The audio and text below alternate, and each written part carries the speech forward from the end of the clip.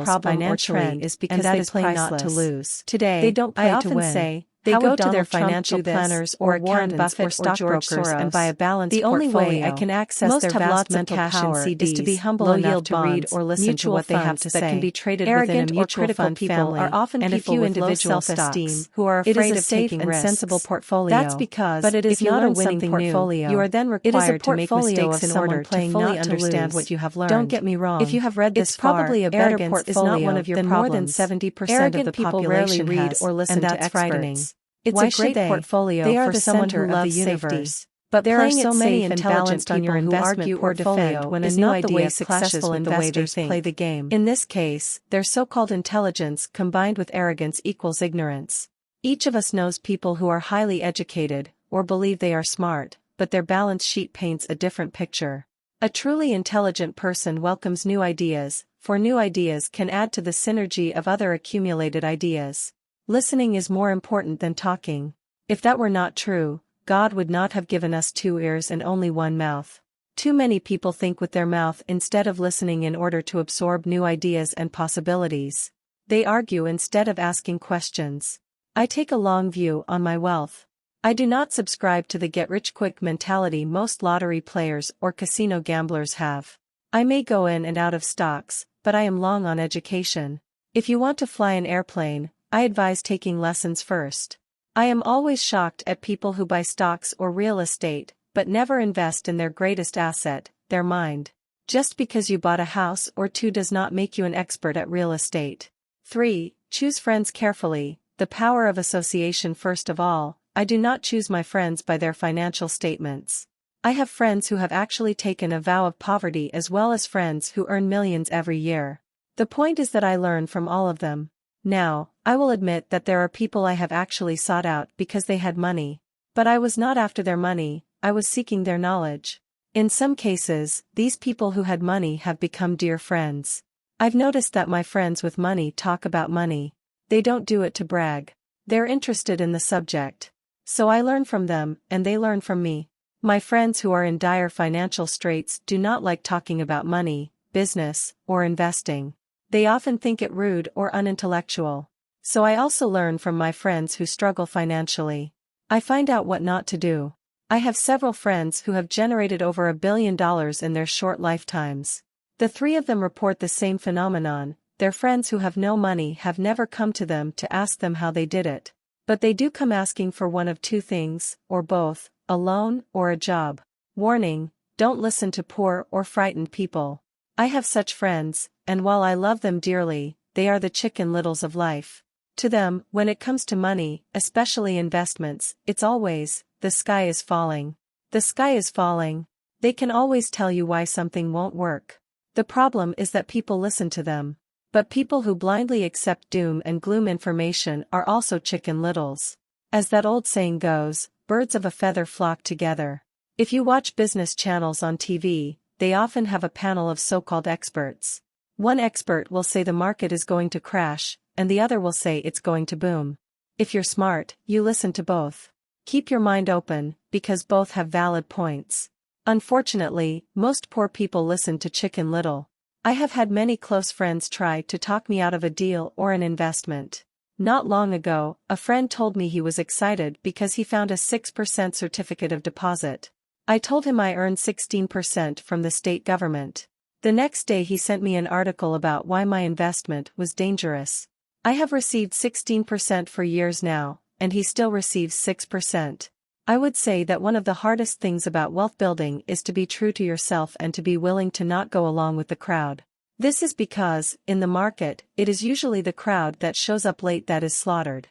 If a great deal is on the front page, it's too late in most instances. Look for a new deal. As we used to say as surfers, there is always another wave. People who hurry and catch a wave late usually are the ones who wipe out. Smart investors don't time the markets. If they miss a wave, they search for the next one and get themselves in position. This is hard for most investors because buying what is not popular is frightening. Timid investors are like sheep going along with the crowd. Or their greed gets them in when wise investors have already taken their profits and moved on. Wise investors buy an investment when it's not popular. They know their profits are made when they buy, not when they sell. They wait patiently. As I said, they do not time the market. Just like a surfer, they get in position for the next big swell. It's all insider trading. There are forms of insider trading that are illegal, and there are forms of insider trading that are legal. But either way, it's insider trading. The only distinction is, how far away from the inside are you? The reason you want to have rich friends is because that is where the money is made. It's made on information. You want to hear about the next boom, get in, and get out before the next bust. I'm not saying do it illegally, but the sooner you know, the better your chances are for profits with minimal risk. That is what friends are for. And that is financial intelligence. 4. Master a formula and then learn a new one. The power of learning quickly in order to make bread. Every baker follows a recipe, even if it's only held in their head. The same is true for making money. Most of us have heard the saying, you are what you eat. I have a different slant. I say, you become what you study. In other words, be careful what you learn, because your mind is so powerful that you become what you put in your head. For example, if you study cooking, you then tend to cook. If you don't want to be a cook anymore, then you need to study something else. When it comes to money, the masses generally have one basic formula they learned in school, and it's this: work for money. The predominant formula I see in the world is that every day millions of people get up, go to work, earn money, pay bills, balance checkbooks, buy some mutual funds, and go back to work. That is the basic formula, or recipe. If you're tired of what you're doing, or you're not making enough, it's simply a case of changing the formula via which you make money. Years ago, when I was 26, I took a weekend class called How to Buy Real Estate Foreclosures. I learned a formula. The next trick was to have the discipline to actually put into action what I had learned. That is where most people stop. For 3 years, while working for Xerox, I spent my spare time learning to master the art of buying foreclosures. I've made several $1,000,000 using that formula. So after I mastered that formula, I went in search of other formulas. For many of the classes, I did not directly use the information I learned, but I always learned something new. I have attended classes designed for derivative traders, commodity option traders, and chaologists. I was way out of my league, being in a room full of people with doctorates in nuclear physics and space science. Yet, I learned a lot that made my stock and real estate investing more meaningful and lucrative. Most junior colleges and community colleges have classes on financial planning and buying traditional investments. They are good places to start, but I always search for a faster formula. That is why, on a fairly regular basis, I make more in a day than many people will make in their lifetime. Another side note, in today's fast-changing world, it's not so much what you know anymore that counts, because often what you know is old. It is how fast you learn. That skill is priceless. It's priceless in finding faster formulas, recipes, if you will, for making dough. Working hard for money is an old formula born in the day of cavemen. 5. Pay yourself first. The power of self-discipline. If you cannot get control of yourself, do not try to get rich. It makes no sense to invest, make money, and blow it. It is the lack of self-discipline that causes most lottery winners to go broke soon after winning millions. It is the lack of self-discipline that causes people who get a raise to immediately go out and buy a new car or take a cruise. It is difficult to say which of the 10 steps is the most important. But of all the steps, this step is probably the most difficult to master if it is not already a part of your makeup. I would venture to say that personal self-discipline is the #1 delineating factor between the rich, the poor, and the middle class. Simply put, people who have low self-esteem and low tolerance for financial pressure can never be rich. As I have said, a lesson learned from my rich dad was that the world will push you around. The world pushes people around, not because other people are bullies, but because the individual lacks internal control and discipline. People who lack internal fortitude often become victims of those who have self-discipline. In the entrepreneur classes I teach, I constantly remind people to not focus on their product, service, or widget, but to focus on developing management skills. The 3 most important management skills necessary to start your own business are management of 1. Cash flow. 2. People. 3. Personal time. I would say the skills to manage these 3 apply to anything, not just entrepreneurs. The 3 matter in the way you live your life as an individual, or as part of a family, a business, a charitable organization, a city, or a nation. Each of these skills is enhanced by the mastery of self-discipline. I do not take the saying, "pay yourself first," lightly. The statement, "pay yourself first," comes from George Clason's book, The Richest Man in Babylon. Millions of copies have been sold. But while millions of people freely repeat that powerful statement, few follow the advice. As I said, financial literacy allows one to read numbers, and numbers tell the story. By looking at a person's income statement and balance sheet, I can readily see if people who spout the words, "pay yourself first," actually practice what they preach. A picture is worth 1,000 words. So let's review the financial statements of people who pay themselves first against someone who doesn't. Study the diagrams and see if you can pick up some distinctions. Again, it has to do with understanding cash flow, which tells the story. Most people look at the numbers and miss the story. Do you see it? The diagram reflects the actions of individuals who choose to pay themselves first.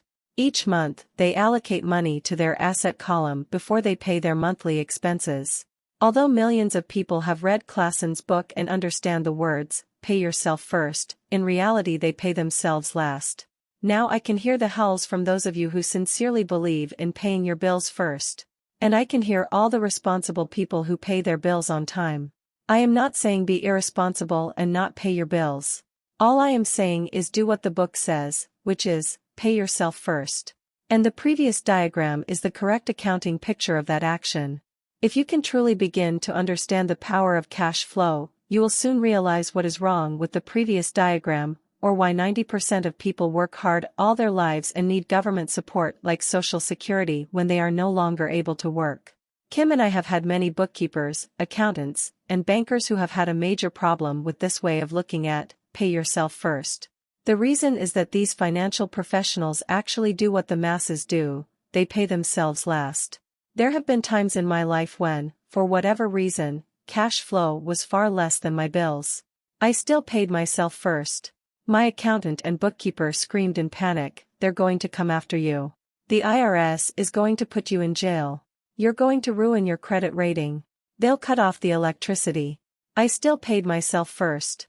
Why, you ask? Because that's what the story, The Richest Man in Babylon, was all about. The power of self-discipline and the power of internal fortitude. As my rich dad taught me the first month I worked for him, most people allow the world to push them around. A bill collector calls and you pay or else. A sales clerk says, oh, just put it on your charge card. Your real estate agent tells you, go ahead. The government allows you a tax deduction on your home. That is what the book is really about, having the guts to go against the tide and get rich. You may not be weak, but when it comes to money, many people get wimpy. I am not saying be irresponsible. The reason I don't have high credit card debt and doodad debt is because I pay myself first. The reason I minimize my income is because I don't want to pay it to the government.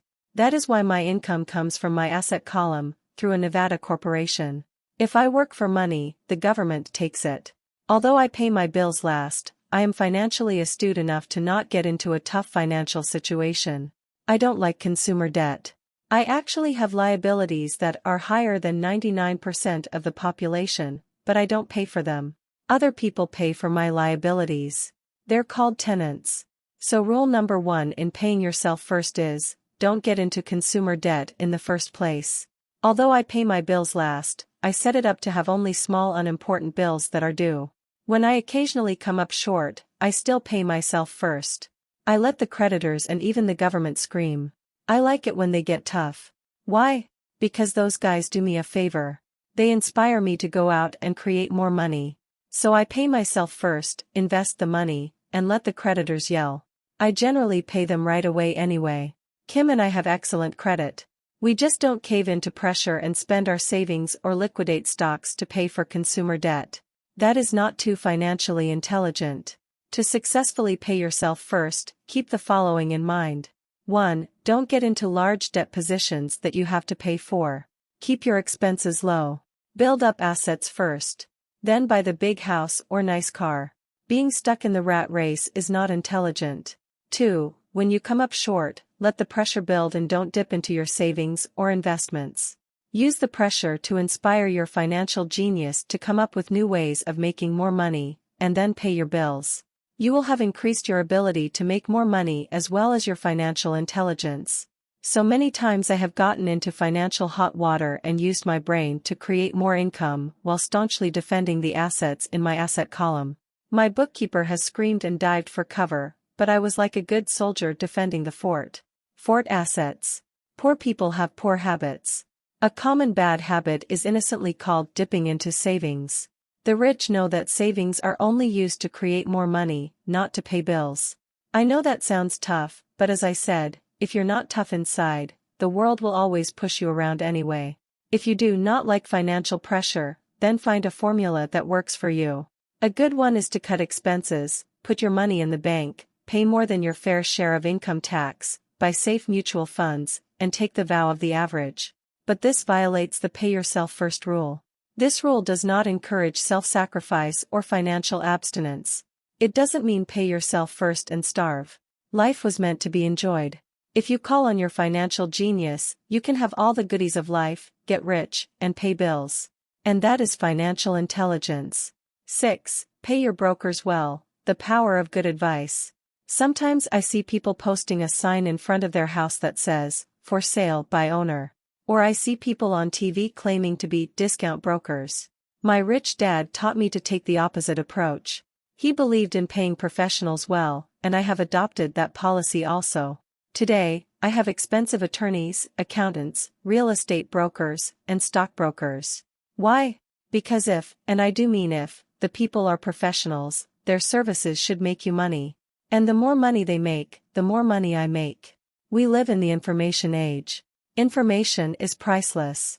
A good broker should provide you with information, as well as take the time to educate you. I have several brokers who do that for me. Some taught me when I had little or no money, and I am still with them today. What I pay a broker is tiny in comparison with what kind of money I can make because of the information they provide.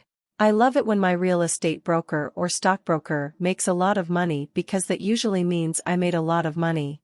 A good broker saves me time, in addition to making me more like when I bought the vacant land for $9,000 and sold it immediately for over $25,000 so I could buy my Porsche quicker. A broker is my eyes and ears in the market. They're there every day so I do not have to be. I'd rather play golf. People who sell their house on their own must not value their time much. Why would I want to save a few bucks when I could use that time to make more money or spend it with those I love? What I find funny is that so many poor and middle-class people insist on tipping restaurant help 15 to 20%, even for bad service, but complain about paying a broker 3 to 7%. They enjoy tipping people in the expense column and stiffing people in the asset column. That is not financially intelligent. Keep in mind that not all brokers are created equal. Unfortunately, most brokers are only salespeople. They sell, but they themselves own little or no real estate. There is a tremendous difference between a broker who sells houses and a broker who sells investments.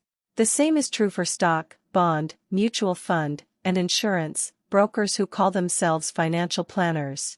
When I interview any paid professional, I first find out how much property or stocks they personally own and what percentage they pay in taxes. And that applies to my tax attorney as well as my accountant. I have an accountant who minds his own business. His profession is accounting, but his business is real estate. I used to have an accountant who was a small business accountant, but he had no real estate. I switched because we did not love the same business. Find a broker who has your best interests at heart. Many brokers will spend the time educating you, and they could be the best asset you find. Just be fair, and most of them will be fair to you. If all you can think about is cutting their commissions, then why should they want to help you? It's just simple logic. As I said earlier, one of the management skills is the management of people. Many people only manage people they feel smarter than and they have power over. Many middle managers remain middle managers, failing to get promoted, because they know how to work with people below them, but not with people above them. The real skill is to manage and reward the people who are smarter than you in some technical area. That is why companies have a board of directors. You should have one too. That is financial intelligence. 7. Be an Indian giver. The power of getting something for nothing. When the first European settlers came to America, they were taken aback by a cultural practice some American Indians had. For example, if a settler was cold, the Indian would give the person a blanket. Mistaking it for a gift, the settler was often offended when the Indian asked for it back. The Indians also got upset when they realized the settlers did not want to give it back. That is where the term Indian giver came from, a simple cultural misunderstanding. In the world of the asset column, being an Indian giver is vital to wealth. The sophisticated investor's first question is, how fast do I get my money back? They also want to know what they get for free, also called a piece of the action. That is why the ROI, or return on investment, is so important. For example, I found a small condominium that was in foreclosure a few blocks from where I lived. The bank wanted $60,000, and I submitted a bid for $50,000, which they took, simply because, along with my bid, was a cashier's check for $50,000. They realized I was serious. Most investors would say, "Aren't you tying up a lot of cash? Would it not be better to get a loan on it?" The answer is, not in this case. My investment company uses this condominium as a vacation rental in the winter months when the snowbirds come to Arizona. It rents for $2,500 a month for 4 months out of the year. For rental during the off-season, it rents for only $1,000 a month. I had my money back in about 3 years. Now I own this asset, which pumps money out for me, month in and month out. The same is done with stocks. Frequently, my broker calls and recommends I move a sizable amount of money into the stock of a company that he feels is just about to make a move that will add value to the stock, like announcing a new product. I will move my money in for a week to a month while the stock moves up. Then I pull my initial dollar amount out, and stop worrying about the fluctuations of the market, because my initial money is back and ready to work on another asset. So my money goes in, and then it comes out, and I own an asset that was technically free. True, I have lost money on many occasions, but I only play with money I can afford to lose. I would say, on an average 10 investments, I hit home runs on 2 or 3, while 5 or 6 do nothing, and I lose on 2 or 3. But I limit my losses to only the money I have in at that time. People who hate risk put their money in the bank. In the long run, safe savings are better than no savings. But it takes a long time to get your money back and, in most instances, you don't get anything for free with it. On every one of my investments, there must be an upside, something for free like a condominium, a mini storage, a piece of free land, a house, stock shares, or an office building. And there must be limited risk, or a low-risk idea. There are books devoted entirely to this subject, so I will not talk about it here. Ray Kroc, of McDonald's fame, sold hamburger franchises, not because he loved hamburgers, but because he wanted the real estate under the franchise for free. So wise investors must look at more than ROI. They look at the assets they get for free once they get their money back. That is financial intelligence.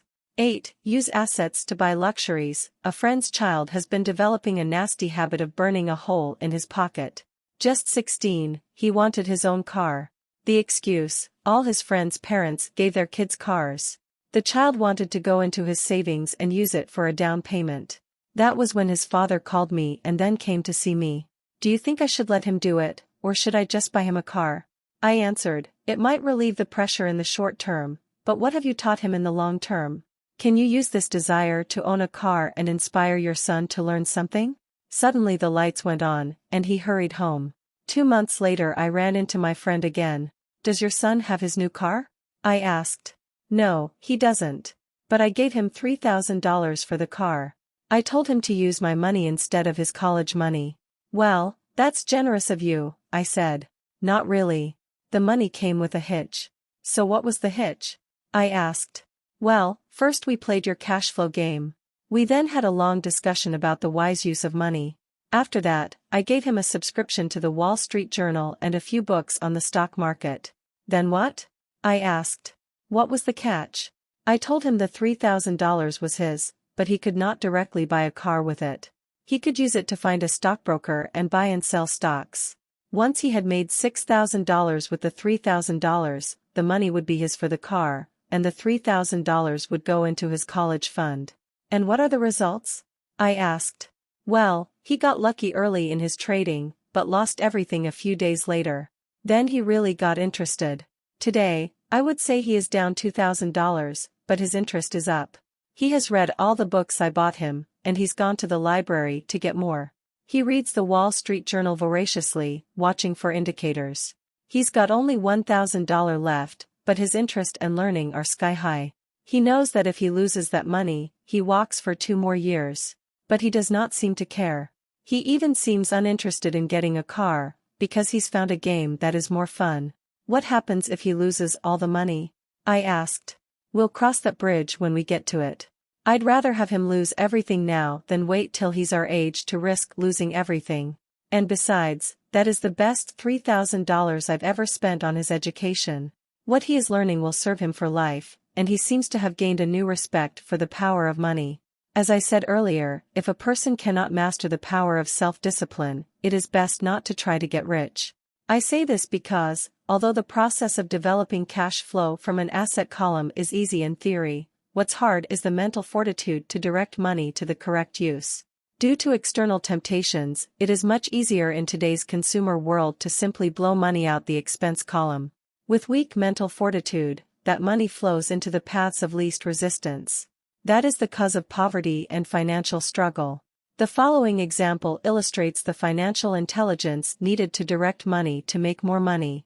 If we give 100 people $10,000 at the start of the year, I believe that at the end of the year, 80 would have nothing left. In fact, many would have created greater debt by making a down payment on a new car, refrigerator, electronics, or a holiday. 16 would have increased that $10,000 by 5 to 10%. 4 would have increased it to $20,000 or into the millions. We go to school to learn a profession so we can work for money. It is my opinion that it's just as important to learn how to have money work for you. I love my luxuries as much as anyone else. The difference is I don't buy them on credit. It's the keep up with the Joneses trap. When I wanted to buy a Porsche, the easy road would have been to call my banker and get a loan. Instead of choosing to focus in the liability column, I chose to focus in the asset column. As a habit, I use my desire to consume to inspire and motivate my financial genius to invest. Too often today, we focus on borrowing money to get the things we want instead of focusing on creating money. One is easier in the short term, but harder in the long term. It's a bad habit that we as individuals, and as a nation, have gotten into. Remember, the easy road often becomes hard, and the hard road often becomes easy. The earlier you can train yourself and those you love to be masters of money, the better. Money is a powerful force. Unfortunately, people use the power of money against themselves. If your financial intelligence is low, money will run all over you. It will be smarter than you. If money is smarter than you, you will work for it all your life. To be the master of money, you need to be smarter than it. Then money will do as it is told. It will obey you. Instead of being a slave to it, you will be the master of it. That is financial intelligence. 9. Choose heroes. The power of myth. When I was a kid, I greatly admired Willie Mays, Hank Aaron, and Yogi Berra. They were my heroes, and I wanted to be just like them. I treasured their baseball cards, I knew their stats, the RBIs, the ERAs, their batting averages, how much they got paid, and how they came up from the minor leagues. As a 9-year-old kid, when I stepped up to bat or played first base or catcher, I wasn't me. I pretended I was a famous baseball player. It's one of the most powerful ways we learn, and we often lose that as adults. We lose our heroes. Today, I watch young kids playing basketball near my home. On the court they're not little Johnny. They're pretending to be their favorite basketball hero. Copying or emulating heroes is true power learning. I have new heroes as I grow older. I have golf heroes and I copy their swings and do my best to read everything I can about them. I also have heroes such as Donald Trump, Warren Buffett, Peter Lynch, George Soros, and Jim Rogers. I know their stats just like I knew the ERAs and RBIs of my childhood baseball heroes. I follow what Warren Buffett invests in, and I read anything I can about his point of view on the market and how he chooses stocks. And I read about Donald Trump, trying to find out how he negotiates and puts deals together. Just as I was not me when I was up to bat, when I'm in the market or I'm negotiating a deal, I am subconsciously acting with the bravado of Trump. Or when analyzing a trend, I look at it as though Warren Buffett were doing it. By having heroes, we tap into a tremendous source of raw genius. But heroes do more than simply inspire us. Heroes make things look easy. Making it look easy convinces us to want to be just like them. If they can do it, so can I. When it comes to investing, too many people make it sound hard. Instead, find heroes who make it look easy.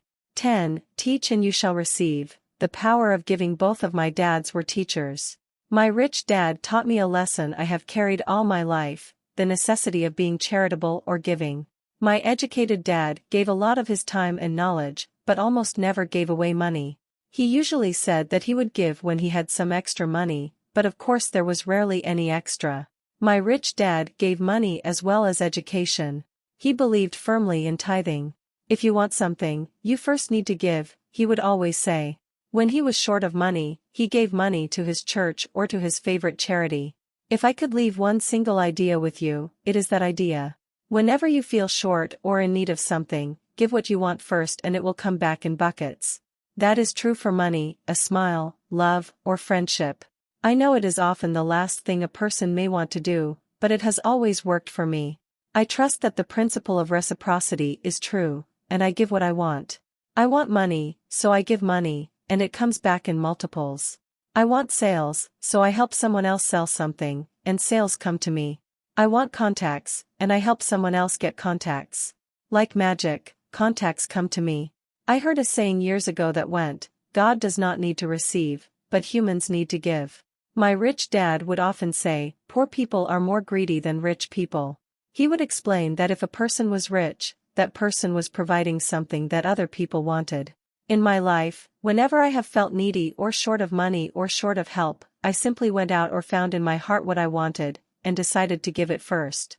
And when I gave, it always came back. It reminds me of the story of the guy sitting with firewood in his arms on a cold, freezing night. He is yelling at the pot-bellied stove, when you give me some heat, then I'll put some wood in you. And when it comes to money, love, happiness, sales, and contacts, all one needs to remember is to give first. Often just the process of thinking of what I want, and how I could give that to someone else, breaks free a torrent of bounty. Whenever I feel that people aren't smiling at me, I simply begin smiling and saying hello. Like magic, the next thing I know I'm surrounded by smiling people. It is true that your world is only a mirror of you. So that's why I say, teach, and you shall receive. I have found that the more I teach those who want to learn, the more I learn. If you want to learn about money, teach it to someone else. A torrent of new ideas and finer distinctions will come in. There are times when I have given and nothing has come back, or what I have received is not what I wanted. But upon closer inspection and soul-searching, I was often giving to receive in those instances, instead of giving for the joy that giving itself brings. My dad taught teachers, and he became a master teacher. My rich dad always taught young people his way of doing business. In retrospect, it was their generosity with what they knew that made them smarter. There are powers in this world that are much smarter than we are. You can get there on your own, but it's easier with the help of the powers that be. You only need to be generous with what you have.